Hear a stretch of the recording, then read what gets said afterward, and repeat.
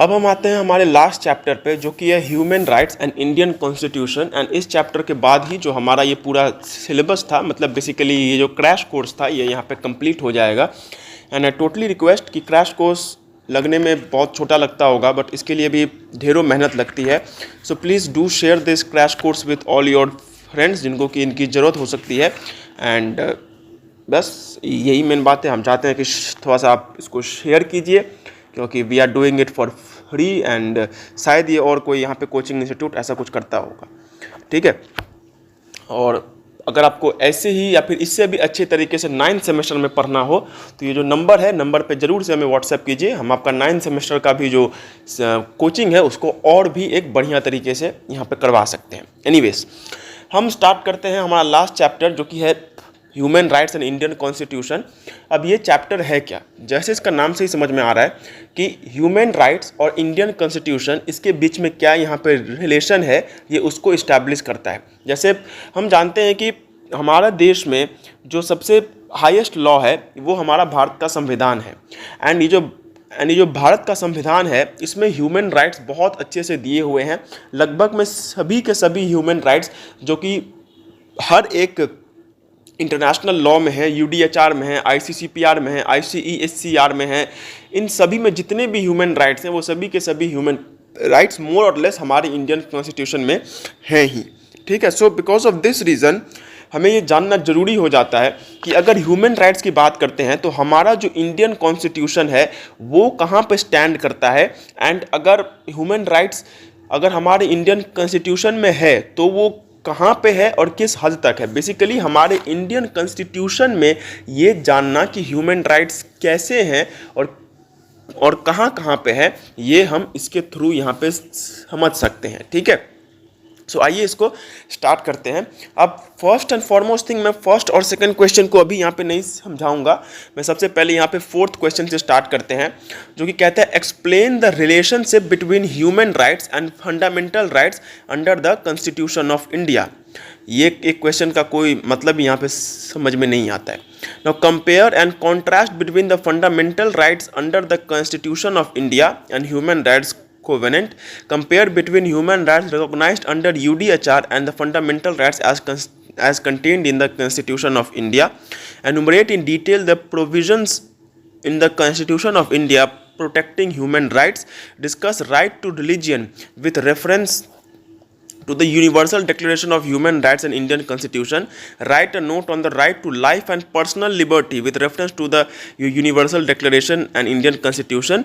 Write critically evaluate social, economic and cultural rights as guaranteed under the International Convention and Indian Constitution. Discuss the relation between human rights and rights guaranteed under the Constitution of India and compare between them. Explain the relationship between human rights and fundamental rights under the Constitution of India and trace out the provisions of human rights contained in the Constitution of India. मतलब basically ये जो यहाँ पे दो questions की यहाँ पे बात की गई है, मतलब इसमें है तो करीब यहाँ पे शायद 10 क्वेश्चंस हैं, बट उन 10 क्वेश्चंस का मेनली जो दो भाग है वो यही है कि सबसे पहली बात इंडियन कॉन्स्टिट्यूशन में ह्यूमन राइट्स कैसे है, और ये जो ह्यूमन राइट्स यहाँ पे है वो बेसिकली बाहर मतलब जो इंटरनेशनल ह्यूमन राइट्स के जो लॉज हैं उससे वो किस तरीके से यहाँ पे रिलेटेड है, ठीक है। अब अगर मैं बेसिकली यहाँ पे बात करूँ तो जो सबसे पहले हम यहाँ पे पोर्शन को स्टडी करेंगे वो है कि हमारे इंडियन कॉन्स्टिट्यूशन में और बाहर के जो इंटरनेशनल लॉज हैं उसमें किस तरीके का हम लोग यहाँ पे रिलेशन को देख पाते हैं। What is the relation which we can see between the UDHR and the other things जो कि इंडियन कॉन्स्टिट्यूशन में भी दिए गए हैं एंड एज वेल एज बाकी के इंटरनेशनल लॉज में भी यहाँ पे दिए गए हैं, ठीक है। After that what we are going to study कि इंडियन कॉन्स्टिट्यूशन में ही ह्यूमन राइट्स किस तरीके के हैं। अब अगर मैं यहाँ पे बात करूँ तो ये जो दोनों आंसर्स हैं इनमें मोर और लेस एक ही चीज़ है, ठीक है। पहला ये हमें बोलता है कि इंडियन कॉन्स्टिट्यूशन में ह्यूमन राइट्स कहाँ कहाँ पे है उसके बारे में बताओ, और लास्ट में बोलता है कि ये जो ह्यूमन राइट्स इंडियन कॉन्स्टिट्यूशन में है उसको कंपेयर करो बाकी के इंटरनेशनल इसके साथ, ठीक है।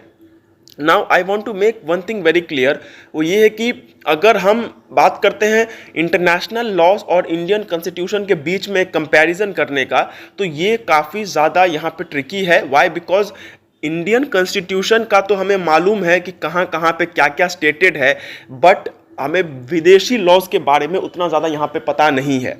और उनमें भी आर्टिकल्स होते हैं, हमारे इंडियन कॉन्स्टिट्यूशन में भी यहाँ पे आर्टिकल्स हैं।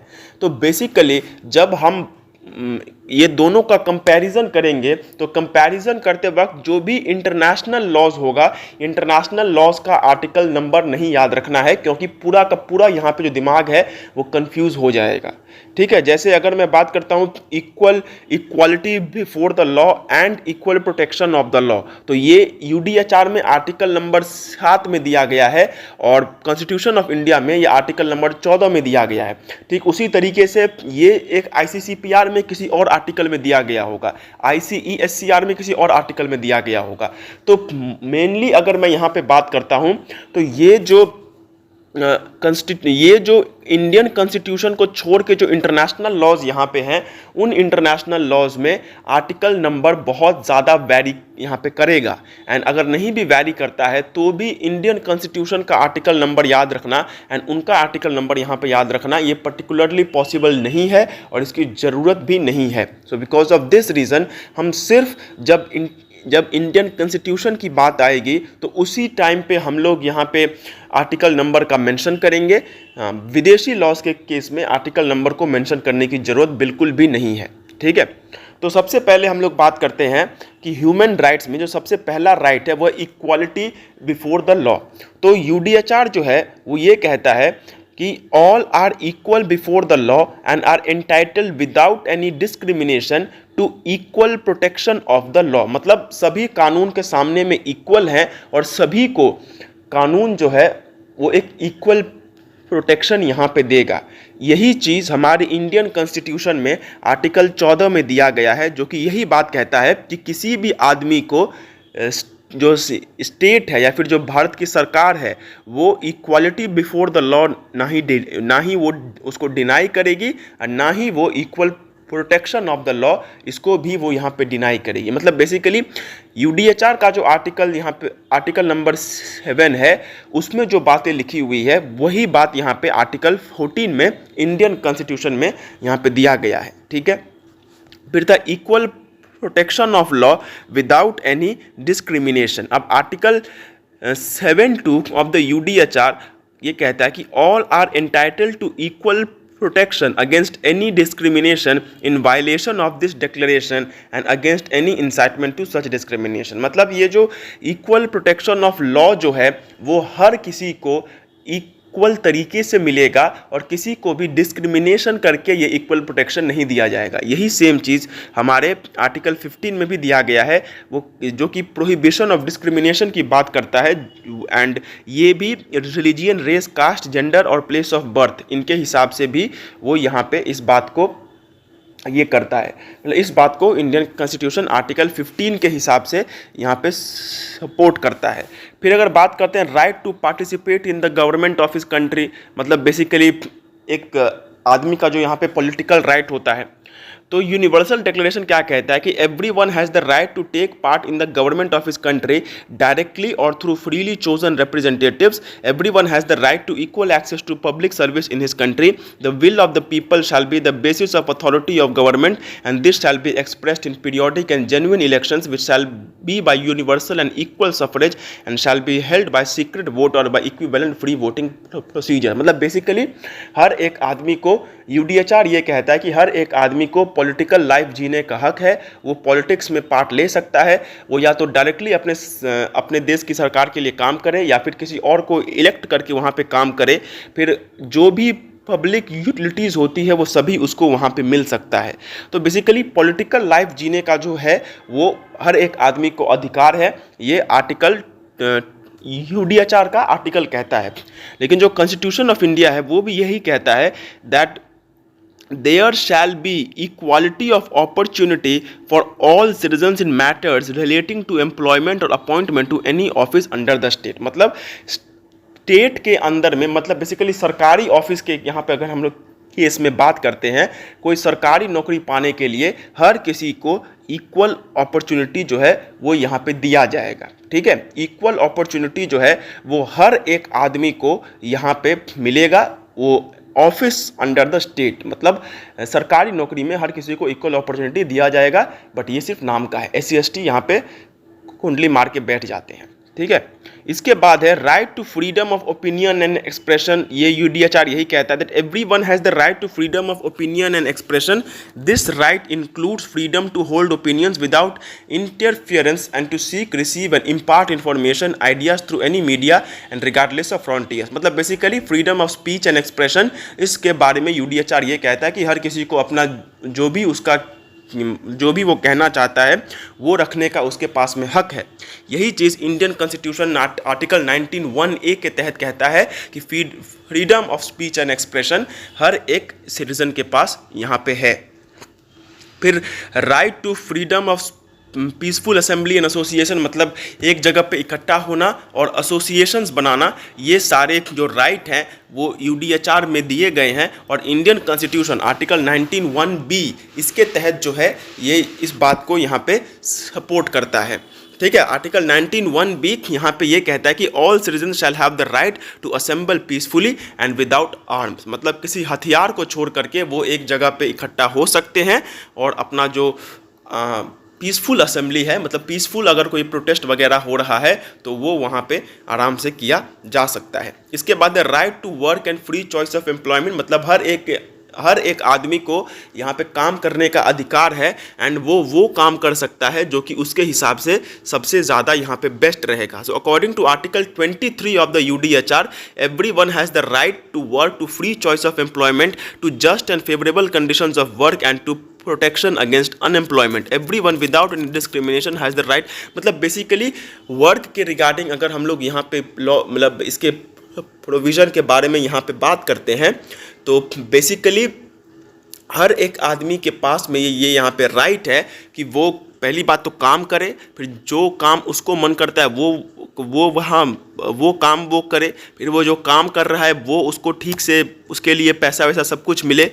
फिर इसी तरीके से अगर उसको कोई ज़रूरत बनता है तो वो यहाँ पे अपना ट्रेड यूनियन वगैरह भी वो यहाँ पे इसको बना सकता है। बट अगर हम अपने इंडियन कॉन्स्टिट्यूशन के बारे में बात करें तो वहाँ पे जो अगर specifically if we talk about कि वर्क और एम्प्लॉयमेंट के रिगार्डिंग तो कोई वहाँ पे ऐसा कोई आर्टिकल नहीं है, बट एसोसिएशन फॉर्म करना और यूनियंस वगैरह फॉर्म करना ये आर्टिकल 19(1)(c) में स्टेटेड है, ठीक है। मतलब यूनियन वगैरह बनाया जा सकता है, बट ये जो अगर हम काम के रिगार्डिंग डायरेक्टली बोले तो डायरेक्टली नहीं है। देखो ये एक बात हमें मान के चलना पड़ेगा कि UDHR का ज़ेरॉक्स कॉपी हमारा जो इंडियन कॉन्स्टिट्यूशन है वो वैसा नहीं है। हमारा जो इंडियन कॉन्स्टिट्यूशन है वो UDHR से इंस्पायर्ड है, UDHR से उसको ये किया गया है, थोड़ा बहुत उसमें से ज़रूर लिया गया है, बट उसको डायरेक्टली यहाँ पे कॉपी पेस्ट कर दिया जाए ये नहीं होगा, ठीक है।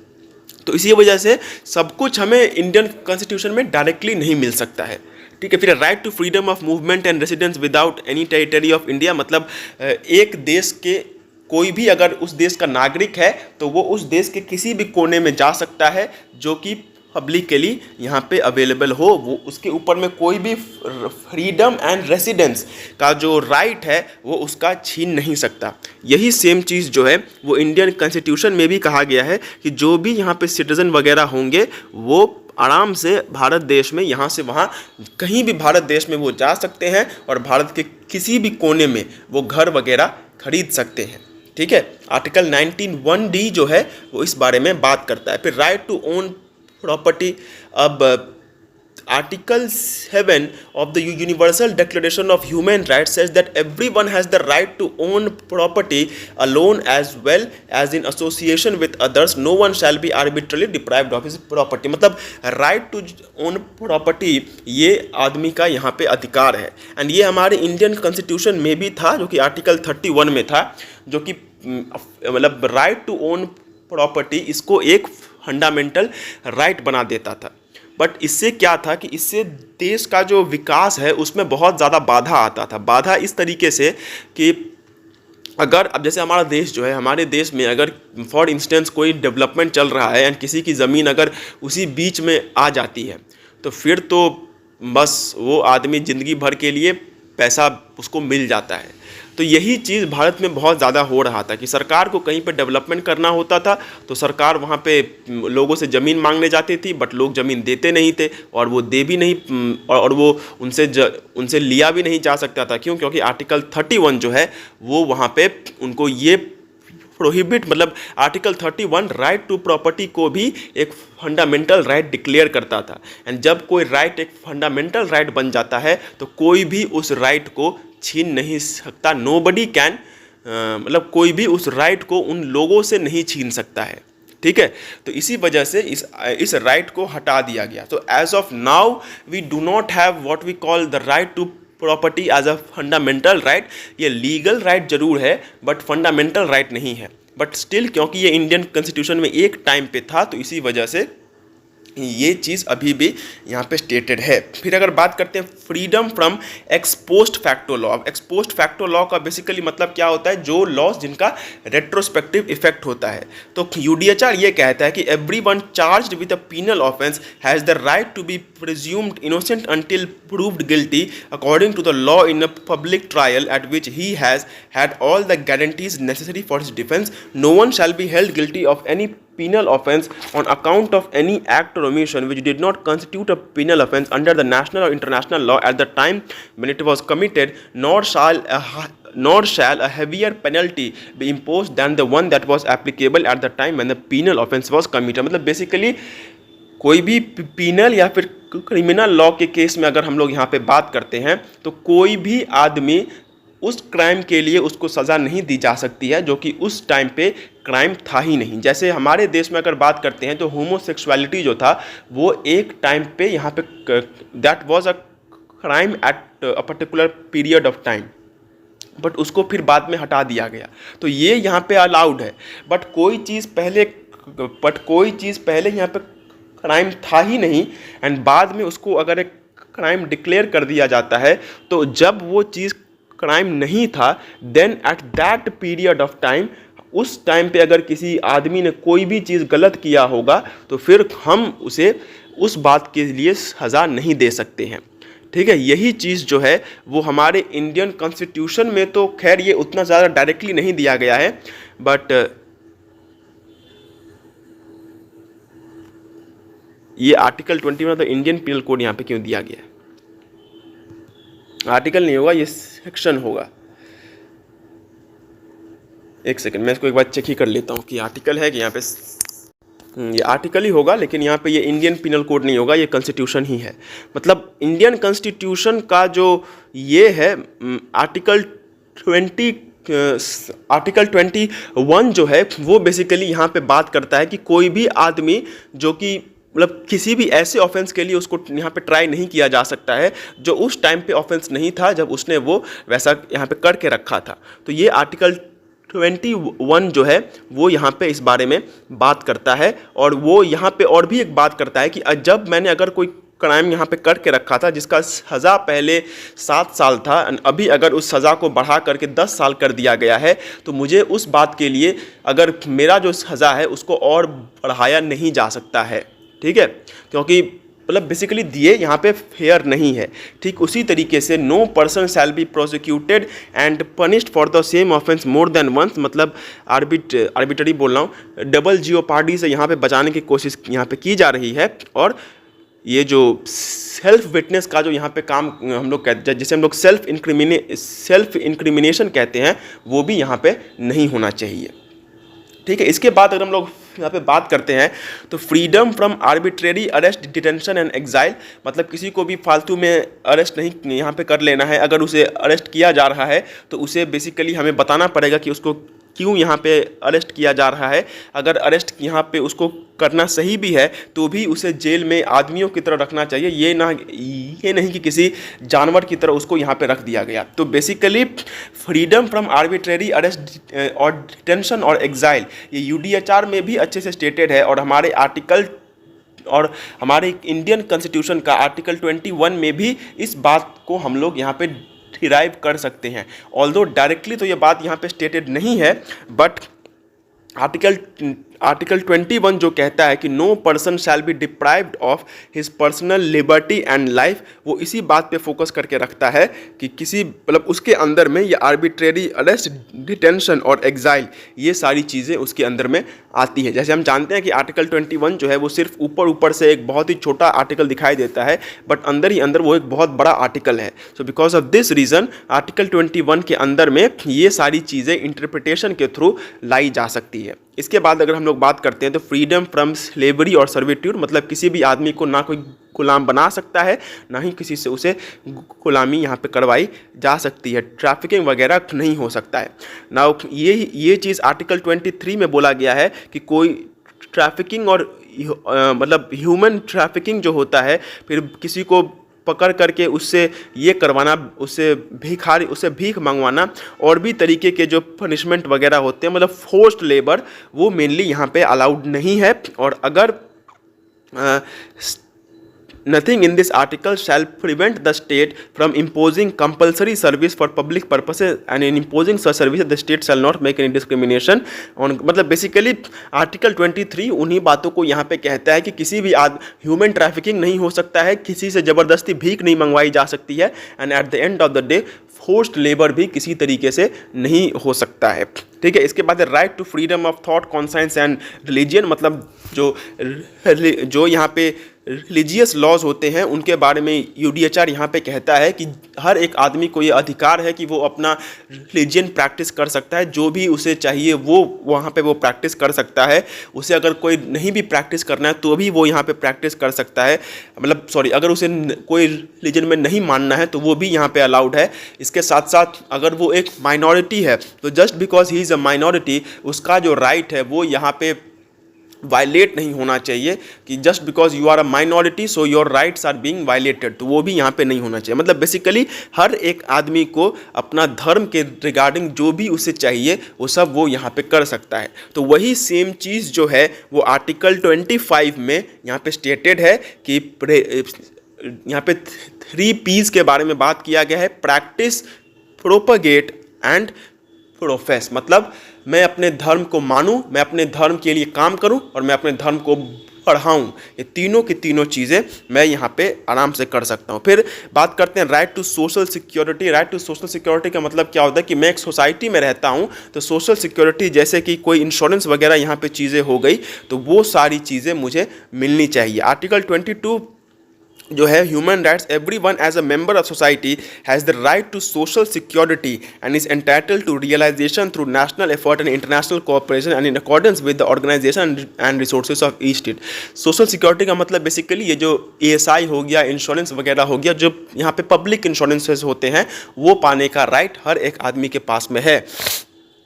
और ये जो इंडियन कॉन्स्टिट्यूशन है वो भी यहाँ पे इस बारे में बात करता है।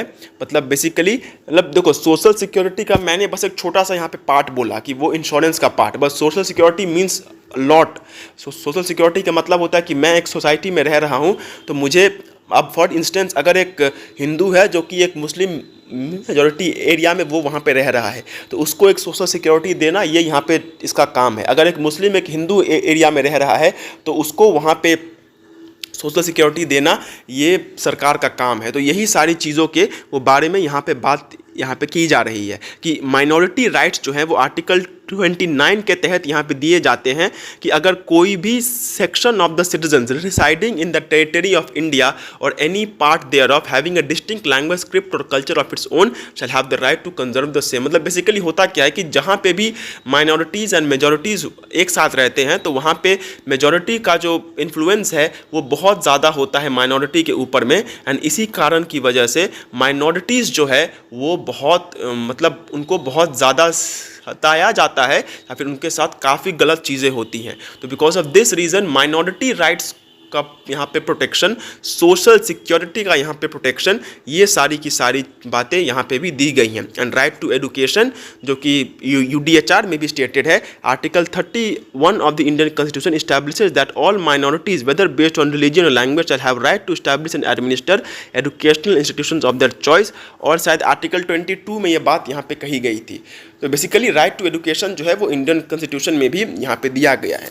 अब ये जो आंसर है इसको और आगे एक्सप्लेन करके कुछ फ़ायदा यहाँ पे नहीं है, क्योंकि सेम चीज़ वहाँ पे दिया गया है, बस आर्टिकल नंबर जो है वो हर एक में यहाँ पे चेंज हो जा रहा है। ठीक है, अब यहाँ पे बात करते हैं कि ये आंसर तो ऑब्वियस सी बात है कि ये जो क्वेश्चन है ये किसी ना किसी तरीके से एग्ज़ाम में ज़रूर आएगा, चाहे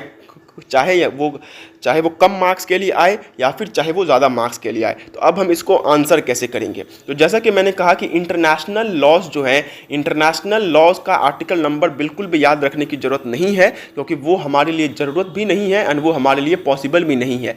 इंस्टेड हम लोग क्या करेंगे कि उसकी जगह पे हम लोग जो अपना इंडियन कॉन्स्टिट्यूशन का जो आर्टिकल वगैरह है हम उसको यहाँ पे याद रखेंगे, क्योंकि वो हमारे लिए ज़्यादा आसान है।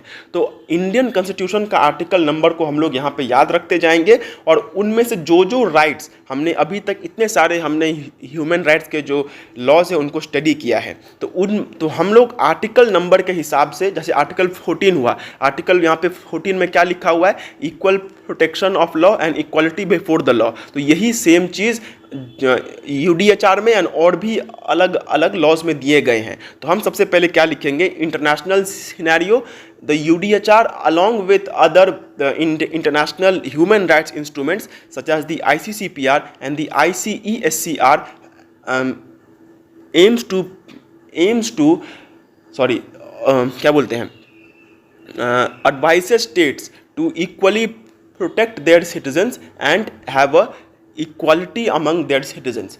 The same thing is also stated in the Indian Constitution. इसके बाद हम लोग लिखेंगे Indian Constitution, Article 14 of the Indian Constitution expressly mentions the word equality before the law and equal protection of law. तो हम अपने इंडियन कॉन्स्टिट्यूशन के हिसाब से, भारतीय संविधान के हिसाब से हम उसको याद रखेंगे। आर्टिकल 14, 15, 16, 17, 18, 19, 20, 21, 22 हम इस हिसाब से याद रखेंगे। यहाँ पे जो जो राइट्स हैं उनके हिसाब से हम लोग इसमें लिखेंगे, और यूडीएचआर को लिखना फिर आईसीसीपीआर को लिखना ये बिल्कुल भी इंपॉर्टेंट नहीं है, क्योंकि सब में वही बात दी गई है, बस आर्टिकल नंबर जो है वो ऊपर नीचे है। तो हम लोग क्या करेंगे कि एक राइट उठाएंगे, उस राइट के इंटरनेशनल सिनेरियो के बारे में लिखेंगे, फिर उसके बाद उसके नीचे में इंडियन कॉन्स्टिट्यूशन के बारे में वहाँ पे लिख देंगे, एंड उसमें इंटरनेशनल लॉज का इसको बिल्कुल भी याद रखने की ज़रूरत नहीं है। इसके बाद जो सारी मैंने ये जो यूडीएचआर तो मैंने बता ही दिया, आईसीसीपीआर जो है, उसके बाद आईसीईएससीआर जो है, यहाँ पे वही बातें दोबारा से दी गई है। जैसे राइट टू वर्क की अगर हम लोग बात करते हैं तो वो आर्टिकल 6(1) के तहत दिया गया है, आर्टिकल 41 में कॉन्स्टिट्यूशन ऑफ इंडिया में दिया गया है। तो बेसिकली ईच एंड एवरीथिंग यहाँ पे एक ही जैसा है, बट थोड़ा बहुत यहाँ पे जो डिफरेंस है वो हम लोग देख सकते हैं। उतना ज़्यादा एज ऑफ अ एग्ज़ाम हमें उसकी ज़रूरत नहीं है।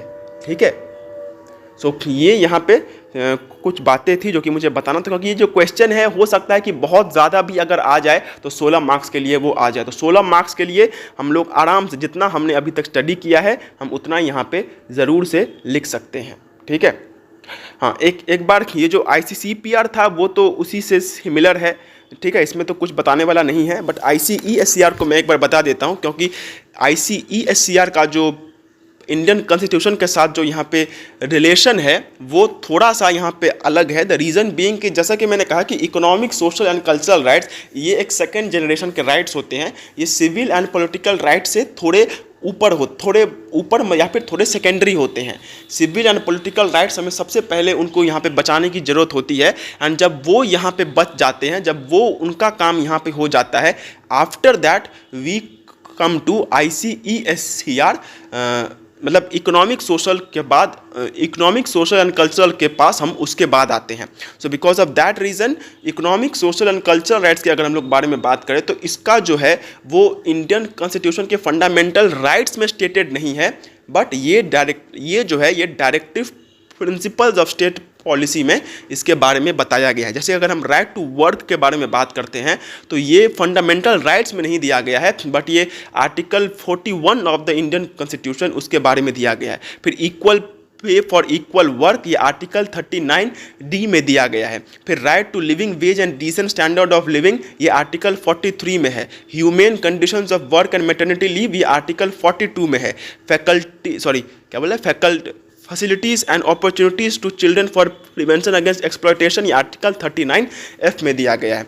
मतलब बेसिकली कॉन्स्टिट्यूशन ऑफ इंडिया में इकोनॉमिक एंड सोशल और कल्चरल राइट्स, ये सारी जो चीज़ें हैं वो directive principles of state policy में हमें दिखाई देती है, ना कि फंडामेंटल राइट्स में। बट फिर भी ये उतना ज़्यादा इंपॉर्टेंट यहाँ पे है नहीं। हम अगर बात करते हैं तो UDHR और ICCPR, इन्हीं दोनों को मिला करके अगर आंसर लिखा जाए तो अच्छा खासा मार्क्स वहाँ पे भी स्कोर किया जा सकता है।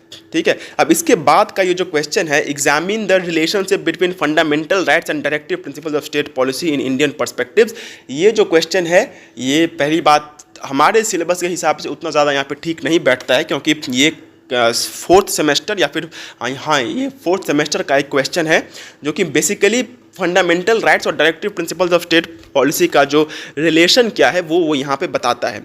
तो ये बेसिकली कम्प्लीमेंट्री इन नेचर है। Fundamental rights and DPSP are considered complementary to each other, while fundamental rights focus on individual rights and liberties, DPSP emphasizes the goals and principles of the state should strive to achieve in social the economic spheres। मतलब basically fundamental rights हमें बताते हैं कि सरकार को किन किन rights को यहाँ पे प्रोटेक्ट करना है, एंड DPSP जो है वो सरकार को यहाँ पे एक निर्देश या फिर एक उसको एक डायरेक्शन देते हैं कि उसको सरकार को यहाँ पे करना क्या चाहिए जिससे कि वो इन सबको यहाँ पे प्रोटेक्ट कर सके। मतलब बेसिकली फंडामेंटल राइट्स जो है वो यहाँ पे फंडामेंटल राइट्स बेसिकली हमें राइट्स एंड लिबर्टीज़ के बारे में बताते हैं, एंड DPSP जो है वो हमें उसको कैसे यहाँ पे बचा करके रखा जाएगा, क्या क्या ऐसी चीज़ें हैं जो कि डायरेक्शंस के तहत हमें मिलनी चाहिए, वो सभी चीज़ें हम DPSP में देखते हैं।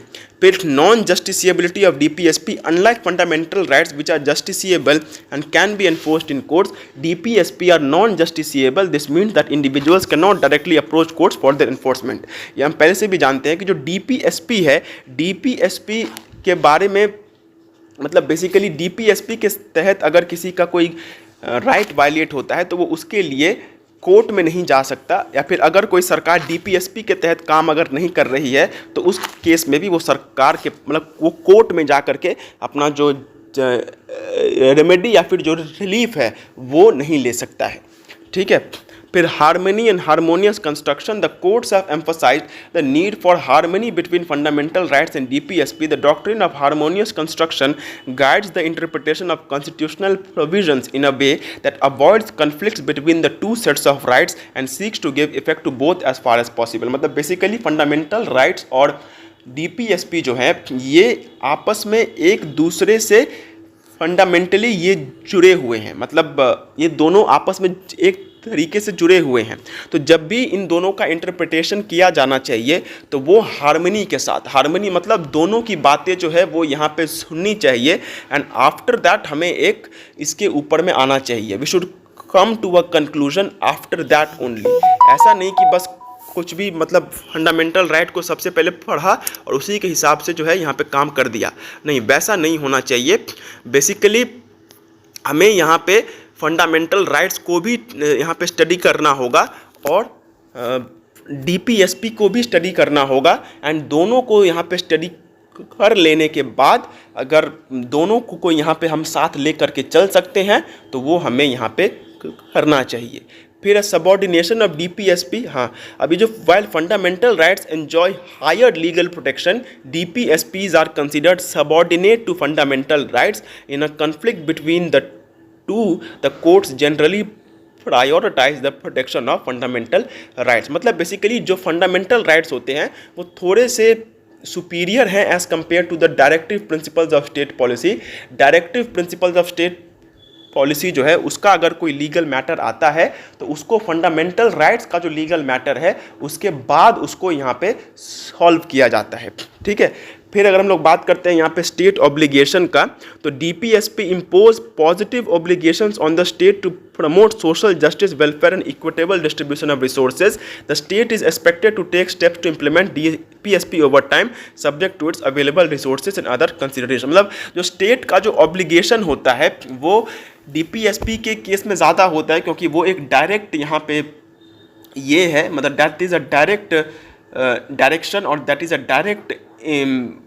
Direct order which the constitution gives to the state, but fundamental rights में ऐसा कुछ डायरेक्टली नहीं दिया हुआ है, बट फिर भी फंडामेंटल राइट्स को हम लोग ज़्यादा हाई मान करके चलते हैं। और अगर प्रोग्रेसिव रियलाइजेशन के बारे में बात करें तो DPSP are principles and goals that are gradually realized over time. The state is expected to make reasonable efforts to progressively fulfill these principles considering its financial capacity and socio-economic condition. मतलब basically अगर हम बात करते हैं तो जो DPSP है उसका जो फुलफिलमेंट है वो एक ही बार में नहीं हो सकता है। उसको फुलफिल करने के लिए सरकार को अच्छा खासा यहाँ पे अगर उसको वहाँ पे वो अच्छा खासा टाइम अगर उसको लगाना पड़ रहा है तो वो टाइम भी वो लगा सकती है। जैसे अगर हम UCC के बारे में बात करते हैं तो वो जो UCC है वो अभी तक यहाँ पे इम्प्लीमेंट नहीं हो पाई है, जबकि उसके बारे में जब संविधान बना था तो उसी टाइम पे वो यहाँ पे उसके बारे में बात कर दी गई थी। ठीक है, अब इसके बाद जो है एक्सप्लेन द इंटर कनेक्शन। अब हम यहाँ पे पहले क्वेश्चन के ऊपर में आ जाते हैं। ये जो यहाँ पे क्वेश्चन है जो कि है, क्या नाम है इसका, कहाँ गया, ये जो पब्लिक इंटरेस्ट लिटिगेशन का क्वेश्चन है, ये इस सब्जेक्ट का क्वेश्चन नहीं है, ये एनवायरमेंटल लॉ का यहाँ पे क्वेश्चन है। एंड इसको पूछे जाने का भी चांसेस बहुत कम है क्योंकि 21, 22, 23 लगातार ये 3 साल आ चुका है। So because of this reason PIL को नहीं करने से भी चलेगा, बट फिर भी मैं इसका थोड़ा सा एक बेसिक कंसेप्ट ही यहाँ पे समझाऊंगा। मेनली अगर इसके बारे में अगर हम लोग बात करते हैं तो वो एनवायरमेंटल लॉ में हम देखेंगे।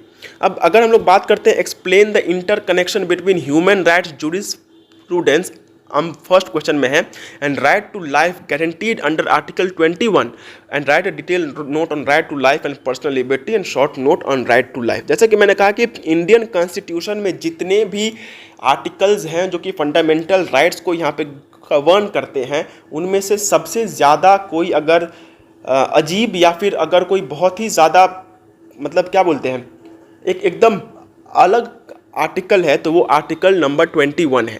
आर्टिकल नंबर 21 ऊपर से बस एक लाइन की तरह दिखता है, बट अंदर ही अंदर उसके अंदर में बहुत कुछ है जो कि दिया गया है। अब आर्टिकल नंबर 21 क्या कहता है कि हर एक आदमी को right to life and personal liberty है, मतलब उसको जीने का अधिकार है और उसको आज़ादी से जीवन जीने का यहाँ पे अधिकार है। इंसान को जैसे जीवन जीना चाहिए उसी तरीके से जीवन जीने का अधिकार उसके पास में है। So human rights have form the foundation of civilised human life from the beginning. They are sacred, inviolable, universal and inalienable. They protect the sanctity of human life. One of the most essential of this is the right to life. The right to life guarantees that no person can be deprived of his life and personal liberty except in accordance with the procedures established by the law. Article 21 of the Indian Constitution guarantees the right to life and personal liberty. It has 3 important elements which are life, liberty and dignity. Over time, due to growing judicial activism and the concern of human rights, the scope of Article 21 has been expanded to include a variety of other elements as well that make human life fulfilling and worth living. मतलब basically इंसान के लिए अलग अलग तरीके के human rights exist करते हैं जो कि उसके जीवन को बहुत ज़्यादा इम्पॉर्टेंट है उसके लाइफ के लिए। एंड उसी में से जो सबसे ज़्यादा इम्पॉर्टेंट अगर कोई ह्यूमन राइट है तो वो है राइट टू लाइफ, मतलब एक अच्छा जीवन जीने का अधिकार। ये राइट के हिसाब से हर एक आदमी को ये अधिकार है कि वो अपने हिसाब से एक अच्छा जीवन वो जी सकता है, एंड वो जो जीवन है वो अपने मतलब एक इंसान की तरह उसको वो जीवन जीना चाहिए।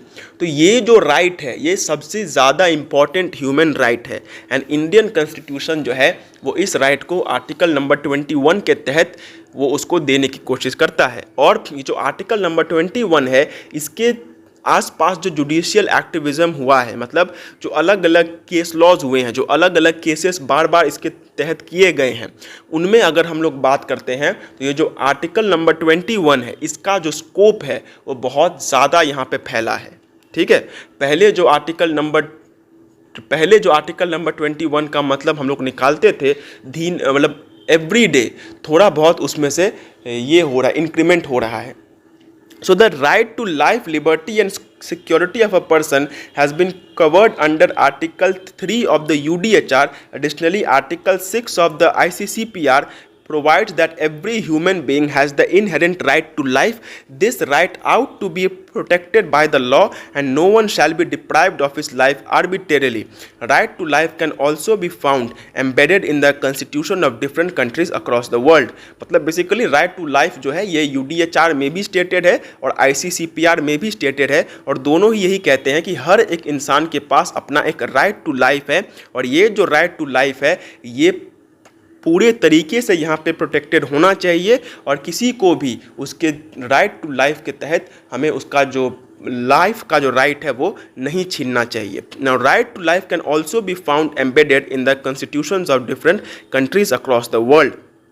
Thus, the right to life is the most basic of all other rights. Fundamentally, this right seeks to protect the unjust deprivation of human life by the state. It prescribes that no one can be deprived of his or her life except per the law. मतलब right to life basic यहाँ पे मतलब बताया गया है. Now, in India, the right to life has been granted a very broad connotation. As per Article 21 and its judicial interpretation, life is not simply just the physical act of breathing. It extends beyond mere animal existence and includes a canopy of other elements as well. It includes the right to life with dignity, right to health, right to livelihood, right to privacy, and a bundle of other similar rights. It is without a doubt the most significant of all other fundamental rights. It forms the support system for all other rights, being the primary of them all. जैसा कि मैंने यहाँ पे कहा कि जो right to life है वो इंडियन कॉन्स्टिट्यूशन का एक सबसे ज़्यादा इम्पॉर्टेंट एंड एक सबसे ज़्यादा इन्फ्लुएंशियल वो यहाँ पे राइट है. बेसिकली राइट टू लाइफ के तहत जीवन जीने का मतलब सिर्फ सांस लेना नहीं होता है, क्योंकि सांस तो जानवर भी लेते हैं एंड वो भी ये जीवन जीते हैं, बट उनका जीवन कैसा है और हमारा जीवन कैसा है इसमें हम सभी जानते हैं. तो इंसान का जीवन जो है वो इंसान के जैसे जीने के लिए जो भी चीज़ें यहाँ पे ज़रूरी है वो आर्टिकल 21 के एम्बिट में है, और वो और with each and every day ये और यहाँ पे बढ़ता जा रहा है.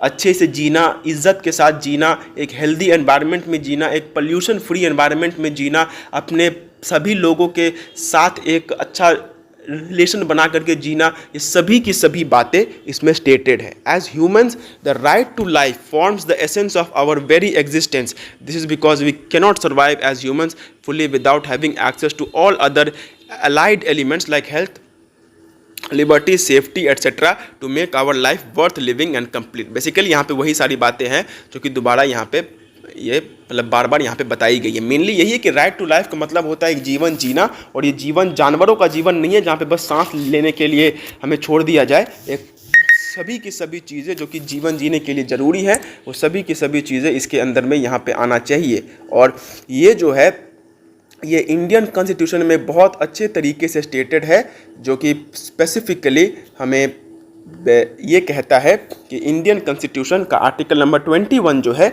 वो इस बात को पूरे तरीके से यहाँ पे वो सपोर्ट करता है. यही इसका मेन है. इसके बाद जो PIL वाला था वो हम थोड़ा सा देखते हैं बाद में. सबसे पहले हम लोग यहाँ पे आते हैं जो शॉर्ट नोट्स का जो ये है भी है प्रोटेक्टिव डिस्क्रिमिनेशन. ये यहाँ पे क्या कहता है. अब जो ये प्रोटेक्टिव डिस्क्रिमिनेशन है वो बेसिकली, अब देखो डिस्क्रिमिनेशन का मतलब क्या होता है कि इस आदमी को ये चीज़ मिलेगा और इस आदमी को ये चीज़ नहीं मिलेगा. ठीक है, तो ये होता है यहाँ पे डिस्क्रिमिनेशन, जो कि बिल्कुल भी नहीं होनी चाहिए. बट इंडियन कॉन्स्टिट्यूशन ये कहता है कि Indian constitution equality before the law से भी ज़्यादा equal protection of the law में ज़्यादा वो यहाँ पे विश्वास करता है, या फिर इक्वालिटी ऑफ द इक्वल्स उसकी वो यहाँ पे ज़्यादा से बात करता है. इसी वजह से हमारे देश में ऑल्दो इंडियन कॉन्स्टिट्यूशन में ये स्पेसिफिकली स्टेटेड है कि जो भी मतलब हर एक आदमी को इक्वल तरीके से हम लोग देखेंगे, बट इन रियलिटी इसको थोड़ा सा यहाँ पे चेंज किया गया है, जो कि SC ST के केस में हम लोग, रिजर्वेशन के केस में हम लोग देख सकते हैं. तो ये जो प्रोटेक्टिव डिस्क्रिमिनेशन है इसी को यहाँ पे कहा जाता है कि एक ऐसा डिस्क्रिमिनेशन जो कि नॉर्मली तो देखने से ये लगता है कि इसे नहीं होना चाहिए, बट उसको यहाँ पे इसलिए किया जाता है. वाई? बिकॉज ये जो डिस्क्रिमिनेशन है दैट इज़ इम्पॉर्टेंट, और वो होना यहाँ पे ज़्यादा यहाँ पे ज़रूरी है। Now the makers of the Indian constitution dreamt of a society where everyone is treated as equal and no one is exploited based on their color, caste, sex or race. Thus the makers of the constitution applied their judicial mind for an affirmative action that would potentially accomplish the desired object. It was the idea of protective discrimination that added a new dimension to a great socio economic manoeuvre. मतलब basically संविधान तो इसी नींव पे बनाया गया है कि सभी को इक्वली देखा जाएगा, बट ये जब इक्वलिटी रियल लाइफ में नहीं हो पाता है तो इस इक्वलिटी को थोड़ा सा ट्विस्ट एंड टर्न करने की ज़रूरत होती है, और वही यहाँ पे किया गया है। The policy of protective discrimination is a way to ensure social justice in society. The scheduled caste, scheduled tribes and other backward classes and women are the most exploited and discriminated groups in Indian society and the constitution hence aims at making their lives better by providing them with some special privileges. मतलब SC/ST लोग जो होते हैं उनके साथ ये कहा जाता है कि उनके साथ जो है वो चीज़ें खराब हो रही हैं और औरतों के साथ खराब होती हैं, तो बिकॉज ऑफ दिस रीज़न इनको बचाने के लिए स्पेशल प्रोविजंस जो है वो यहाँ पे ये किया जाता है, यहाँ पे जो है उसको बनाया जाता है। These actions are justifiably enshrined in the constitution of India as protective discrimination. Protective discrimination as an idea has been practiced by many civilized nations, including developed nations like the USA, because of their dark history of racial discrimination. USA में भी ये थोड़ा बहुत ये है कि वहाँ पे जो काले लोग होते हैं उनको थोड़ा सा रिजर्वेशन वगैरह दिया जाता है। In India, these special provisions for the downtrodden and exploited are provided as reservations or quotas in educational institutions, jobs and parliamentary privileges, and it commands the legislatures to legislate special provisions for their overall advancement. मतलब basically जो यहाँ पे हमारे देश का जो भी सरकार है उसको ये डायरेक्शन दिया जाता है कि आप देश के अंदर में प्रोटेक्टिव डिस्क्रिमिनेशन को प्रमोट करने के लिए आप यहाँ पे लॉज वगैरह बनाइए ताकि जो पिछड़े हुए लोग हैं उनका यहाँ पे एडवांसमेंट हो सके। बट ये जो चीज़ था ये संविधान के कुछ स्टार्टिंग डेज में ज़्यादा बेटर था क्योंकि वहाँ पे इसकी ज़रूरत थी। एज ऑफ नाउ ये जो प्रोटेक्टिव डिस्क्रिमिनेशन का कंसेप्ट है ये rather than social upbringing and social upliftment ये पॉलिटिक्स का एक मैटर हो गया है, क्योंकि रिजर्वेशन अगर आज के भी दिन में किसी को देने की ज़रूरत यहाँ पर पड़ रही है तो ये एक बहुत बड़ा सवाल इस देश के लोगों से भी है और इस देश के सरकारों से भी है कि हम लोग लगभग में 80 साल हम लोगों का जो है वो आज़ादी का हो चुका है, but even after 80 years of independence, मतलब लगभग में 80 साल इंडिपेंडेंस के बाद भी अगर हमारे देश में शेड्यूल्ड कास्ट और शेड्यूल्ड ट्राइब्स को सिर्फ इसी वजह से यहाँ पे डिस्क्रिमिनेशन, मतलब इसी वजह से उनको अगर रिजर्वेशन यहाँ पे दिया जा रहा है कि वो लोग पिछड़े हुए हैं, तो 80 सालों में वो लोग ने अपने अपलिफ्टमेंट के लिए यहाँ पे क्या किया। और उससे भी बड़ी बात कि 80 सालों तक सरकार क्या कर रही थी कि उनको अभी तक वो लोग अपलिफ्ट नहीं कर पाए हैं। अगर ये माना जा सकता है कि जो हाई कास्ट के लोग थे उन्होंने उनके साथ गलत यहाँ पे किया था, बट उस गलती का सज़ा आज का हाई कास्ट क्यों यहाँ पे लेगा, ये बात भी यहाँ पे justified, that is also not at all justified. ठीक है, खैर उसको फिर भी छोड़ा जा सकता है, बट SC/ST को अगर आज भी यहाँ पे रिजर्वेशन मिल रहा है even after 80 years of independence, जहाँ पे हर एक आदमी के पास ये टोटल फ्रीडम है कि वो अपने अपलिफ्टमेंट के लिए काम कर सकता है, तो फिर आज 80 साल के बाद भी वो लोग इस पोजीशन में अभी भी ऐसे पोजीशन में वो यहाँ पे क्यों हैं कि उनको रिजर्वेशन देने की ज़रूरत पड़ रही है, या फिर इतने सालों तक सरकार ने यहाँ पे क्या किया था। तो ये एक बहुत बड़ा क्वेश्चन है। इसी वजह से ये कहा जाता है कि जो आजकल जो ये प्रोटेक्टिव डिस्क्रिमिनेशन की बात की जाती है, ये प्रोटेक्टिव डिस्क्रिमिनेशन से ज़्यादा ये एक पॉलिटिकल एजेंडा है, एंड वही चीज़ को ले करके 2024 का जो इलेक्शंस है वो बहुत ज़्यादा इसी के ऊपर में ज़्यादा वो यहाँ पे रिवॉल्व किया था।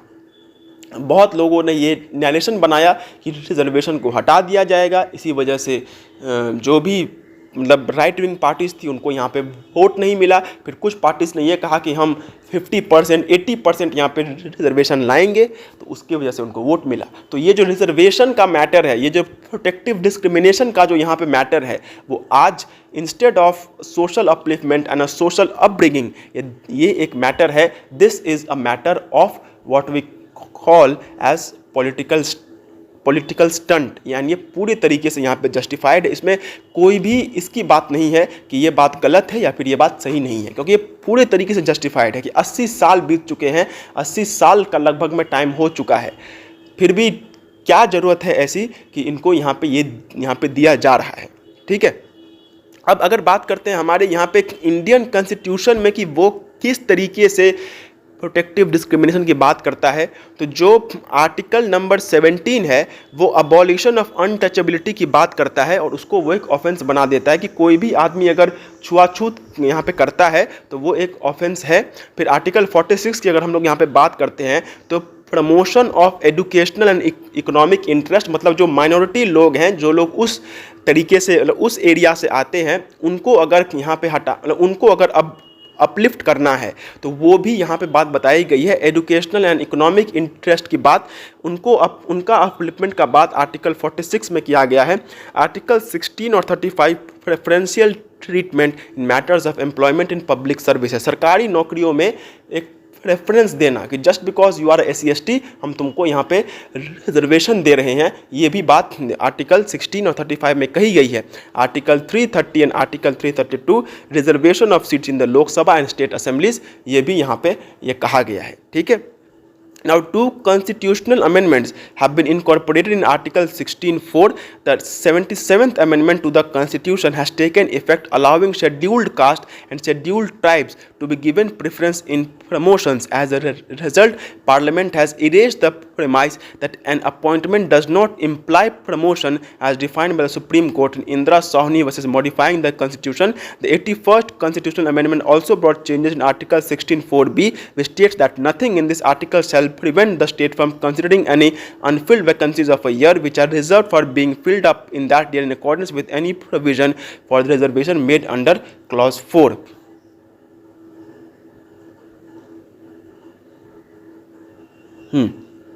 मतलब मेनली यहाँ पे जो बात है वो ये कही गई कि अब प्रमोशन में भी रिजर्वेशन दे दिया गया। मतलब पहली बात तो रिजर्वेशन के तहत वो लोगों को यहाँ पे बिठाया जाएगा, एंड इवन आफ्टर दैट अगर कोई प्रमोशन की भी बात होती है तो वो भी इसी के मतलब उसमें भी अगर हम लोग बात करते हैं तो ये बात यहाँ पे दिया जाएगा। फिर article 16(6) was introduced by the Constitution which states that no government authority or other personal authority shall prohibit the state from making any laws relating to the reservations of economically weaker sections. The laws made for the reservation should not exceed ये 10%। मतलब जो 2019 में हमने देखा था कि normal लोगों के लिए भी जो ये यहाँ पे रिजर्वेशन है उसको लाया गया था, बट ये भी एक पॉलिटिकल स्टंट ही था ताकि 2019 के इलेक्शंस में जो NDA गवर्नमेंट है उसको एक अच्छा खासा यहाँ पे पकड़ मिल सके। तो as I said that this reservation and all this SC/ST ये सारी जो चीज़ें हैं वो सभी की सभी चीज़ें एक पॉलिटिकल स्टंट हैं। जो भी नेता ये प्रॉमिस करते हैं कि हम SC/ST को रिजर्वेशन देंगे, रियलिटी में उनको जो जो चीज़ें यहाँ पे करनी चाहिए वो लोग नहीं करते हैं। एंड ये जो SC/ST का ये जो रिजर्वेशन दे करके जो बेसिकली हम एक अनटचेबिलिटी एंड एक डिस्क्रिमिनेशन को यहाँ पे हटाने की बात करते हैं, ये भी अगर यहाँ पे कही जाए तो इनडायरेक्टली ये एक दूसरे डिस्क्रिमिनेशन को यहाँ पे जन्म देता है। ठीक है, और खैर हम लोग यहीं तक अगर जाने तो यहाँ पे ज़्यादा बेटर है, इसके बाद बहुत ज़्यादा यहाँ पे जानने की हमें ज़रूरत यहाँ पे नहीं है। ठीक है, अब अगर बात करते हैं freedom of speech and expression, तो ये तो भाई हम लोग सभी जानते हैं कि जब अगर एक डेमोक्रेसी है तो डेमोक्रेसी में हर एक आदमी के मतलब डेमोक्रेसी की जो सरकार होती है वो आदमी के ही द्वारा यहाँ पे बनाई गई रहती है, एंड उस सरकार से पूछना, उस सरकार से क्वेश्चन करना, उस सरकार के तहत अगेंस्ट में कुछ कहना या फिर स्पीच एक्सप्रेशन का एक राइट होना, ये हर किसी की यहाँ पे राइट है। और UDHR में भी ये स्टेटेड है और आर्टिकल 19 में भी ये यहाँ पे स्टेटेड है। बट यस, इसका मतलब ये नहीं है कि freedom of speech and expression के तहत कोई आदमी कुछ भी वो बकता रहे। वो यहाँ पे नहीं हो सकता है। ठीक है, इसके ऊपर में भी एक रेस्ट्रिक्शन जरूर लगाया जा सकता है। ठीक है, जैसे freedom of speech is a principle that supports the freedom of an individual और a community to articulate their opinions and ideas without fear of retaliation, censorship और legal sanction. The right to freedom of expression has been recognised as a human right in the UDHR and international human rights law by the UN. Many countries have constitutional laws that protect free speech.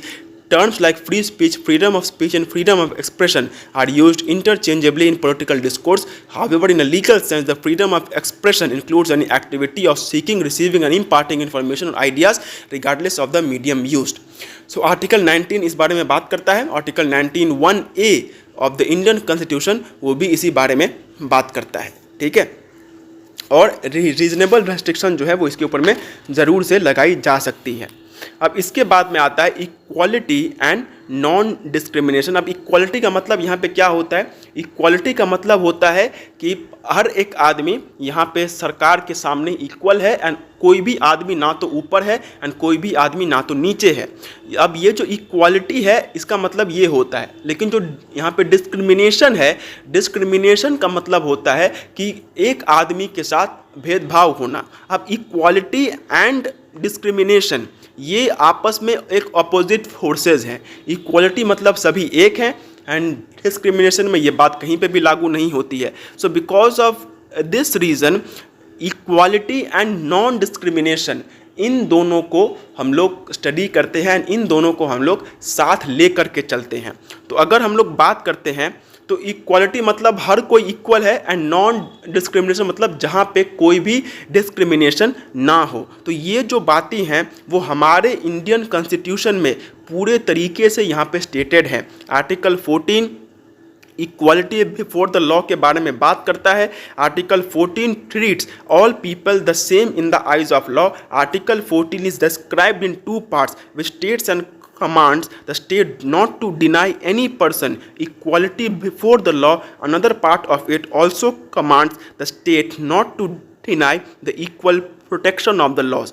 This provision states that all citizens will be treated equally before the law and avoid any kind of discrimination. मतलब basically हर एक आदमी को कानून एक मतलब एक equal नज़र से देखेगा और उससे भी बड़ी बात जो इक्वल लोग हैं उनको सरकार इक्वल तरीके से देखेगा। ये आर्टिकल 14 यहाँ पे बात करता है। फिर अगर बात करते हैं नॉन डिस्क्रिमिनेशन का या फिर प्रोहिबिशन ऑफ डिस्क्रिमिनेशन का, तो वो जो आर्टिकल 15 है वो इसके बारे में बात करता है। This article prohibits discrimination in any manner. This article secures the citizen from every sort of discrimination by the state on the grounds of religion, race, caste, sex. मतलब बेसिकली हर एक तरीके का डिस्क्रिमिनेशन यहाँ पे टोटली बैंड है। किसी भी आदमी का रेस, उसका रिलीजियन, उसका कास्ट, उसका प्लेस ऑफ बर्थ, उसका सेक्स या फिर किसी भी तरीके से उसके साथ जो ये है डिस्क्रिमिनेशन है वो नहीं हो सकता है। अगर कोई जगह है जो कि हर एक आदमी के लिए खुला हुआ है तो वहाँ पे वो जा सकता है। ठीक है, अगर कोई ये है मतलब यूज़ ऑफ, अगर कोई वहाँ पे कहीं पे कोई टंकी है, कोई ये है, कोई कुआं है, कहीं पे कोई घाट है तो वहाँ पे वो जा सकता है। किसी के साथ कोई भी डिस्क्रिमिनेशन नहीं हो सकता है। बट प्लीज़ डू रिमेंबर कि ये सभी की सभी चीज़ें सरकारी हो तो ही ये अप्लाई होगा। अगर कहीं पे कोई हिंदुओं का कोई अगर मतलब मान के चलो कोई प्राइवेट ऑर्गेनाइजेशन एक हिंदू का कोई फेस्टिवल मना रही है तो उस केस में अगर ये कहा जाए कि इस यहाँ पे कोई मुसलमान नहीं आ सकता है तो वो इंडियन कॉन्स्टिट्यूशन के तहत वो यहाँ पे डिस्क्रिमिनेशन नहीं है। ठीक है, सबरीमला टेम्पल में जो हुआ था उसको उन लोगों ने आर्टिकल 15 के ही तहत उसको ला दिया था, जबकि वो आर्टिकल 15 में बिल्कुल भी नहीं आता है। ठीक है, जो जगह सरकार के द्वारा यहाँ पे मेंटेन्ड है सिर्फ वहीं पे आ सकती है। मैं अगर अपना एक प्राइवेट घाट बनाता हूँ तो उस प्राइवेट घाट पे मैं अगर चाहूँगा कि सिर्फ हिंदू ही जाए या फिर उस प्राइवेट घाट पे सिर्फ ब्राह्मण लोग ही जाएं तो फिर वहाँ पे कोई भी मुझे रोक नहीं सकता है। वहाँ पे किसी भी तरीके का जो डिस्क्रिमिनेशन है वो नहीं होगा। डिस्क्रिमिनेशन के अगेंस्ट में कोई केस वगैरह अगर करना है तो वो सिर्फ और सिर्फ सरकारी अगर कोई घाट या फिर कोई भी पब्लिक प्लेस जो कि सरकारी है वहीं पे हो सकती है। तुम किसी के प्राइवेट, अगर किसी का कोई प्राइवेट गाड़ी है या फिर किसी का कोई प्राइवेट घर है तो वहाँ पे तुम जाके नहीं बोल सकते कि ये तो ब्राह्मण है, ये मुझे अपने घर में जाने नहीं दे रहा, ये तो हिंदू है, ये मुझे अपने घर में जाने नहीं दे रहा, वो नहीं होगा। ठीक है। फिर equality of opportunity in matters of public employment, मतलब सरकारी नौकरी में हर किसी को इक्वल अपॉर्चुनिटी होगा, किसी भी आदमी को बहुत ज़्यादा या फिर किसी भी आदमी को बहुत कम प्रेफरेंस यहाँ पे नहीं दिया जाएगा। बट इसमें भी ज़रूर है कि जो बैकवर्ड क्लासेस हैं उनको भी यहाँ पे, उनके लिए जो एक्सेप्शन है वो यहाँ पे ज़रूर से ज़रूर यहाँ पे किए जा सकते हैं। फिर अनटचेबिलिटी को ये जो है ये यहाँ पे ये करता है, अवॉइड किया जाता है, छुआछूत यहाँ पे नहीं हो सकता है। मतलब सभी तरीके से जो अनटचेबिलिटी है उनको अबॉलिश यहाँ पे किया जाएगा। और अगर कोई अनटचेबिलिटी करता हुआ अगर वो पकड़ा भी जाता है तो उसके खिलाफ यहाँ पे जो ऑफेंस के तहत जो भी चार्जेस वगैरह होते हैं वो यहाँ पे फ्रेम किए जा सकते हैं। ठीक है। After that abolition of titles, ये तो हम जानते ही हैं कि कोई भी आदमी यहाँ पे टाइटल वगैरह नहीं रख सकता। जैसे मतलब जो भी टाइटल किसी आदमी को एक दूसरे जगह से ये देता है, मतलब एक इन्फीरियरिटी और सुपीरियरिटी का एक ये बनाता है, तो वो बिल्कुल भी allowed, that is not allowed. But yes, educational and military अगर किसी को मिलता है तो वो अलाउड है। जैसे हम लोगों के नाम के आगे में जो एडवोकेट यूज़ होगा वो एडवोकेट नाम अलाउड है। किसी डॉक्टर के अगेंस्ट नाम के पहले अगर डॉक्टर यूज़ होता है तो वो अलाउड है। एक सीए अपने नाम के पहले सीए वर्ड को यूज़ कर सकता है, वो भी यहाँ पे अलाउड है। बट वो नाम जो कि अब जैसे यहाँ पे बहादुर हो गया, ठीक है, जैसे मान के चलो बहादुर हो गया, फिर सूबेदार हो गया, फिर क्या बोलते हैं, जैसे मतलब वो सारे नाम जो कि बहुत बड़ा, जैसे ये हो गया क्या बोले उसको, मुंशी हो गया। तो ये सारे नाम जो कि ऊपर नीचे का भेद करते थे वो यहाँ पे अलाउड नहीं है। याद रखना, यहाँ पे टाइटल अलाउड नहीं है। ठीक है। अगर किसी का नाम ही मुंशी है तो उसमें कोई आदमी उसका कोई मतलब नोबडी कैन डू दैट। मेरा नाम ही मुंशी है, वो यहाँ पे उसमें यहाँ पे कुछ नहीं हो सकता है। बट मेरा नाम आदित्य है एंड मैंने उसके नाम के आगे में मुंशी वर्ड इस्तेमाल कर लिया, या फिर मैंने अपने नाम के आगे में कोई और वर्ड यहाँ पे इस्तेमाल कर लिया, तो वो अलाउड नहीं है। ठीक है। मेरा नाम ही अगर बहादुर है तो फिर वहाँ पे तो वैसा कुछ नहीं होगा। मेरे नाम में ही अगर मेरे नाम में ही जो है वो खान वर्ड आता है तो वो भी यहाँ पे उसमें भी यहाँ पे कुछ नहीं किया जा सकता। बट मेरा नाम कुछ और है and just in order to look superior मैं अगर वो वर्ड का इस्तेमाल करता हूँ तो वो यहाँ पे अलाउड नहीं है। ठीक है। फिर बात करते हैं फंडामेंटल ड्यूटीज़ के बारे में। तो हम सभी जानते हैं कि जहाँ पे भी राइट्स होते हैं वहाँ पे जो ड्यूटीज़ हैं वो ज़रूर से ज़रूर वहाँ पे होनी चाहिए। बट बेसिकली अगर हम अपने संविधान के हिसाब से बात करते हैं तो जब यहाँ पे संविधान को बनाया गया था तो उस टाइम पे जो हमारे लॉ मेकर्स थे उन्होंने किसी भी तरीके का जो फंडामेंटल ड्यूटी है उसको उन लोगों ने वहाँ पे नहीं दिया था। उनका यही मानना था कि सिर्फ एक सिटीज़न का राइट हो सकता है, उसका कोई भी ड्यूटी वगैरह यहाँ पे नहीं होगा। बट ये जो यहाँ पे ड्यूटी है उसको इंडियन कॉन्स्टिट्यूशन में यहाँ पे डाला गया एंड ये चीज़ बहुत ही अच्छा है, क्योंकि भारत देश के लोग जो हैं वो सब कुछ उनको चाहिए बट वो कोई काम यहाँ पे नहीं करना चाहते हैं। तो इसी कारण से फंडामेंटल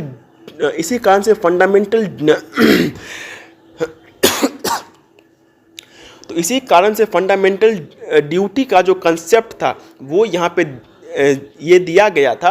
बट जो यहाँ पे एक चीज़ मुझे अच्छी नहीं लगती है वो यही है कि ये जो फंडामेंटल ड्यूटी है ये नॉन एनफोर्सिएबल है। मतलब अगर कोई आदमी अगर अपना फंडामेंटल ड्यूटी को नहीं मानता है तो उस केस में उसके खिलाफ कोई केस वगैरह नहीं हो सकता है, जो कि ठीक नहीं है।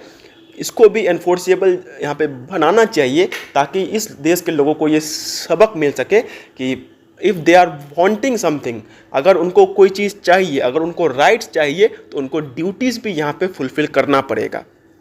सो आर्टिकल 51A में ये दिया गया है, एक ही आर्टिकल है जो कि फंडामेंटल ड्यूटीज़ के तहत वो यहाँ पे बात करता है एंड पार्ट 4A उसमें ये बात को डील किया गया है।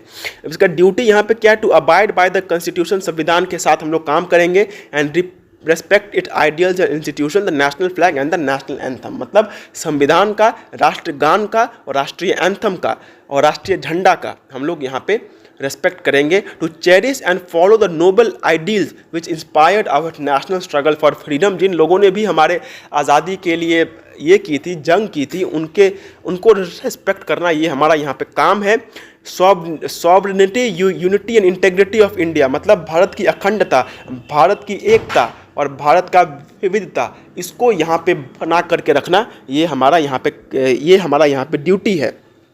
To defend the country and render national service when called upon to do so. जैसे अगर कोई वॉर वगैरह अगर वहाँ पे हो जाता है तो वॉर के टाइम पे जो आर्मी के जो लोग होते हैं वो लोग किसी को भी वहाँ पे ड्यूटी पे रख लेते हैं। Why? Because at that time the need is to hire bullet. जैसे जब ये हुआ था, जब कारगिल का वॉर हुआ था, उसके पहले जब बांग्लादेश में हम लोग वॉर कर रहे थे, फिर जब हम लोगों ने चाइना का जब वॉर हो रहा था, तो उस टाइम पे इंडियन आर्मी को ये ऑर्डर दिया गया था कि आप जाइए और जहाँ पे भी आपको अपने हिसाब से ये लड़का सही लगता है उसको उठा करके ले आइए। ये कोई मतलब उसमें ये नहीं है कि उसको मन है कि नहीं है, उसको उठा के ले आइए, उसके हाथ में बंदूक दीजिए एंड उसको देश के लिए ये करिए, उसको मतलब ये करिए कि वो देश के लिए वहाँ पे लड़ाई कर सके। तो ये एक बहुत इंपॉर्टेंट यहाँ पे चीज़ है। To promote harmony and the spirit of common brotherhood amongst all the people of India. Transcending मतलब बेसिकली भाईचारा का यहाँ पे हमें ये रखना है। कोई किसी भी धर्म से आता हो, कोई किसी भी भाषा से आता हो, कोई किसी भी एरिया से आता हो, एक भाईचारा जो है वो हर किसी के अंदर में होना चाहिए। हमारे जो रिच हेरिटेज है हमारे कल्चर का, मतलब इतने सारे कल्चर्स मिल करके एक भारत देश को बनाते हैं, तो यूनिटी के तहत सिर्फ उन कल्चर्स को भूल जाना ये भी ठीक नहीं है, उनको भी अपहोल्ड करना ये भी यहाँ पे ड्यूटी है। एनवायरनमेंट को यहाँ पे प्रोटेक्ट करना, scientific temper, humanism and spirit of inquiry and reform, मतलब साइंटिफिक रिफॉर्म्स वगैरह करना, ये सारी चीज़ें भी यहाँ पे ज़रूरी है।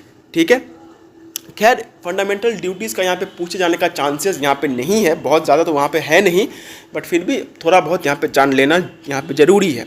फिर उसके बाद में है right to compensation for wrongful arrest, detention and torture. अब देखो ह्यूमन राइट तो यही कहता है कि किसी भी आदमी को बेवजह हम लोग ना तो उसको अरेस्ट कर सकते हैं ना ही उसको जेल में डाल सकते हैं। ठीक है, बट अगर ऐसा कुछ होता है तो फिर उस सिचुएशन में हम लोगों को उसको मतलब इफ़ ही इज़, किसी को फालतू में अगर हमने अरेस्ट कर लिया तो उसको उसके हिसाब से जो कंपनसेशन वगैरह है वो यहाँ पे दिया जाना चाहिए। ठीक है, तो ये इंटरनेशनल लॉज इसके बारे में बात करते हैं। जैसे आर्टिकल 9 जो है वो यही कहता है कि that no one shall be subjected to arbitrary arrest, detention और एग्जाइल, मतलब फालतू में किसी को भी यहाँ पे अरेस्ट नहीं किया जाना चाहिए। फिर जो ICCPR है वो यही कहता है कि no one shall be subject to arbitrary arrest और detention, no one shall be deprived of his liberty except on such grounds and in accordance with such procedure as established by law, मतलब किसी से भी उसकी आज़ादी नहीं छीनी जा सकती है। At a regional level, the American Convention on Human Rights states in article the right to personal liberty, which establishes that no one should be subject to arbitrary arrest or imprisonment, and the African Charter ये भी वही, मतलब basically अलग अलग यहाँ पे हमारे पास इतने सारे लॉज हैं इंटरनेशनल स्फीयर में जो कि यही कहता है कि अगर किसी आदमी को मतलब किसी भी आदमी को यहाँ पे इलीगली अरेस्ट नहीं यहाँ पे किया जाना चाहिए। और द ह्यूमन राइट्स कमिटी ने ये कहा any substantive grounds for arrest or detention must be prescribed by law and should be defined with sufficient precision to avoid overly broad or arbitrary interpretation or application. Deprivation of liberty without such legal authorization is unlawful. Continued detention despite an operative judicial order of release of a valid amnesty is also unlawful. अब ये तो खैर यहाँ पे वही बात बताई गई है, लेकिन ये एक चीज़ है जो कि यहाँ पे कहा जाता है कि आर्टिकल 9 ऑफ ICCPR ये कहता है that any one who has been the victim of unlawful arrest और detention shall have an enforceable right to compensation, मतलब उस आदमी को जिसको कि इलीगली यहाँ पे अरेस्ट किया गया है उसको कंपनसेशन देना, उसको जो है यहाँ पे बेसिकली मतलब क्या बोलते हैं एक फाइन जैसा कुछ देना, ये उसका यहाँ पे राइट है। ठीक है, बट मैं एक बात बहुत अच्छे तरीके से यहाँ पे क्लियर कर देना चाहता हूँ वो ये है कि इंटरनेशनल लॉज में ये बात लिखी हुई है कि अगर किसी को इलीगली यहाँ पे अरेस्ट किया गया है तो उसको कंपनसेशन ज़रूर से मिलना चाहिए। बट हमारे इंडियन लॉज में ऐसा कहीं पे भी स्टेटेड नहीं है। हमारा इंडिया में अगर किसी आदमी को इलीगली अगर उसको अरेस्ट भी कर लिया जाता है तो भी अगर उसे छोड़ दिया जाए तो उसे कोई भी पैसा वगैरह नहीं दिया जाता। ये एक बात है जो कि हमें यहाँ पे ध्यान में रखना है। एंड यही कारण है कि ये जो आंसर है ये जो क्वेश्चन है ये सिर्फ 2013 में यहाँ पे पूछा गया था, उसके बाद ये पूछा ही नहीं गया है क्योंकि इसका इंडिया में कोई खास एप्लीकेशन नहीं है। इंडिया में किसी को भी रॉन्गफुल डिटेंशन, अरेस्ट और टॉर्चर के लिए कंपनसेशन वगैरह नहीं दिया जाता है। ठीक है, हाँ ये जरूर है कि किसी को भी इलीगली यहाँ पे अरेस्ट नहीं यहाँ पे किया जाएगा, but that does not mean कि इंडिया में इसके लिए उसको कंपनसेशन ही दे दिया जाए।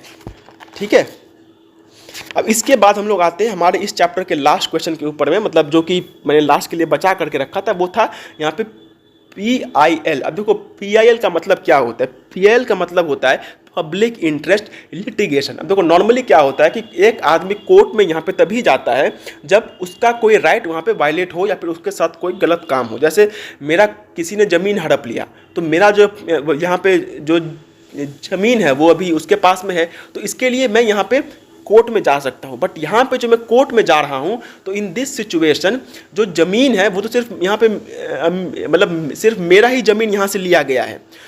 सो बिकॉज ऑफ दिस रीज़न मैं जब कोर्ट में जाऊँगा तो सिर्फ मैं अपने आप को जस्टिस दिलाने के लिए वहाँ पे मैं जा रहा हूँ।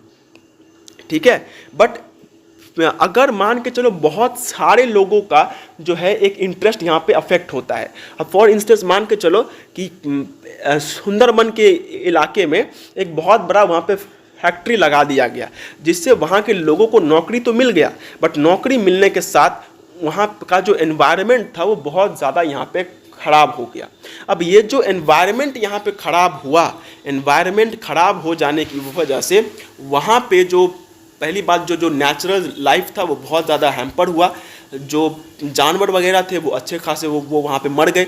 वहाँ का जो वाटर था वो भी एकदम से पूरा एकदम सूख गया मतलब पूरा एकदम वो पोल्यूट हो गया।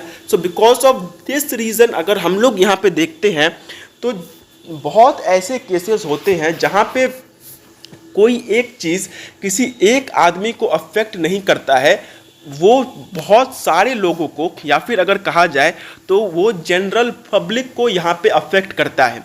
अब जैसे एक चीज़ है जो कि बहुत लाइव एग्जांपल है, वो यही है कि हमारा जो ये जो सिलेबस है इस LLB कोर्स का, जो ये कलकत्ता मतलब ये जो इस यूनिवर्सिटी का जो ये कोर्स है यहाँ पे, ये जो कोर्स है इसका जो सिलेबस है वो एक बहुत ही ज़्यादा आउटडेटेड सिलेबस है।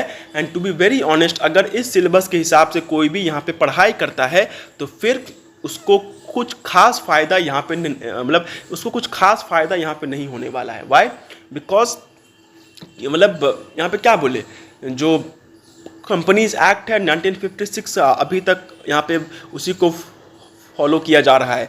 GST 2017 में आ चुका है, बट अब अभी तक जो है यहाँ पे सारे के सारे क्वेश्चंस वैट और सेल्स टैक्स से, वैट और सर्विस टैक्स से उनको लिया जा रहा है। फिर जो कंज्यूमर प्रोटेक्शन एक्ट 1986 था वो भी अभी तक यहाँ पे ये नहीं हुआ है। और ये जो यहाँ पे अलग अलग जो ये जो 3 क्रिमिनल लॉज हुए हैं इनके बारे में भी यहाँ पे कुछ अपडेट वगैरह यहाँ से वहाँ से जो है वो नहीं आया है। So because of this reason ये जो आउटडेटेड सिलेबस है इससे पढ़ करके कुछ खास लाभ नहीं होगा। एंड ये जो मैटर है ये सिर्फ मुझे या फिर किसी एक दो आदमी को अफेक्ट नहीं कर रहा है, ये जनरल पब्लिक को यहाँ पे अफेक्ट कर रहा है। तो अगर इस प्रॉब्लम को सॉल्व करने के लिए जहाँ पे कि बहुत सारे लोगों का जो राइट है वो अफेक्ट होता है, तो उसको सॉल्व करने के लिए अगर हम लोग यहाँ पे कुछ मतलब एक केस जैसा अगर फाइल करना चाहते हैं तो उससे हम लोग कहते हैं पब्लिक इंटरेस्ट लिटिगेशन। मतलब बेसिकली एक ऐसा मैटर जो कि जनरल पब्लिक को अफेक्ट करता है, उसको सॉल्व करने के लिए जो भी चीज़ें, जो भी यहाँ पे एक एफिडेविट या फिर एफिडेविट नहीं, एक बेसिकली एक पिटीशन जो वहाँ पे किया जाता है उसे हम लोग PIL कहते हैं। So public interest litigation means a case और petition filed before a court to protect, safeguard or enforce public interest. Public interest means the interest or right belonging to the society, a particular class of the community or a group of people. PILs are filed to resolve a problem affecting the legal rights of a community or the public at large. मतलब जो पूरे public को एक बार में affect करता है वही उसी चीज़ को सॉल्व करने के लिए यहाँ पे PIL जो है वो यहाँ पे किया जाता है. Now PILs are filed in the courts to safeguard group interest, not individual interest. Yes. PIL का एक बहुत इंपॉर्टेंट चीज़ है कि अगर कोई चीज़ सिर्फ तुम ही को अफेक्ट करता है तो फिर उस केस में जो PIL है वो नहीं वहाँ पे फाइल किया जा सकता है. It can be filed only in the supreme court और in the high courts. PIL have become a powerful tool to enforce the legal obligation of the legislature and executive. The primary objective behind PILs is to provide justice to all and promote the welfare of the people. मतलब basically पूरे general public का जो problem है उसको solve करना जिससे कि हर किसी को यहाँ पे जस्टिस मिल सके, ये इसका यहाँ पे मेन काम है. A PIL is not defined in any law, statute or act. It is filed before the courts under the Constitution of India to protect public rights and promote general welfare. The concept of PIL originated in India from the power of judicial review. A PIL is filed in a court not by the aggrieved person but by a private person interested in public welfare and betterment of society. Anyone can file a PIL for any matter affecting the interest of the public, such as road safety, pollution, construction hazards, terrorism, neglected children, atrocities on women, exploitation of casual workers, bonded labor, non-payment of minimum wages to workers, food alteration. मतलब basically anything जो कि general public को affect कर रही है, general public को वो नुकसान पहुंचा रही है, उस केस में जो PIL है वो यहाँ पे फाइल किया जा सकता है. एंड इससे ज़्यादा और जानने की यहाँ पे ज़रूरत नहीं है. अगर केस लॉज याद करने जाओगे पूरा भूल जाओगे. पहले से ही वहाँ पे हमने जो है 1-2 केस लॉज को वहाँ पे याद करके रखा हुआ है. So because of that reason it is और ज़्यादा केस लॉज को दिमाग में घुसाने की ज़रूरत नहीं है, क्योंकि ना ही वो घुसेगा और ना ही वो यहाँ पे याद रहेगा. ठीक है. सो हमारा जो ये सिलेबस है वो अब यहाँ पे ख़त्म हो चुका है. एंड यही था हम लोगों का यहाँ पे क्रैश कोर्स. जैसे कि मैंने स्टार्टिंग में कहा था कि अगर ये जो क्रैश कोर्स है वो अच्छा रहा होगा, मतलब अगर बेनिफिशियल रहा होगा, तो ज़रूर से like, share, subscribe and comment कीजिए. एंड अगर आपको हमारा ये पढ़ाने का जो तरीका है वो यहाँ पे अच्छा लगा है तो इससे भी और अच्छे तरीके से हम आपको 9 सेमेस्टर में स्टडी करवा सकते हैं. तो अगर 9 सेमेस्टर में आपको हमसे कोचिंग लेना है तो उसका जो एडमिशन है वो अब स्टार्ट हो चुका है. तो ज़रूर से इस नंबर पे हमें व्हाट्सएप कीजिए एंड हम वहाँ से आपको जो टोटली जो है इस बारे में यहाँ पे गाइड कर देंगे. Okay. So that was all. मिलते हैं एक अगले चैप्टर, मतलब एक अगले सब्जेक्ट में, जो कि है इंटरप्रिटेशन ऑफ स्टैट्यूट्स.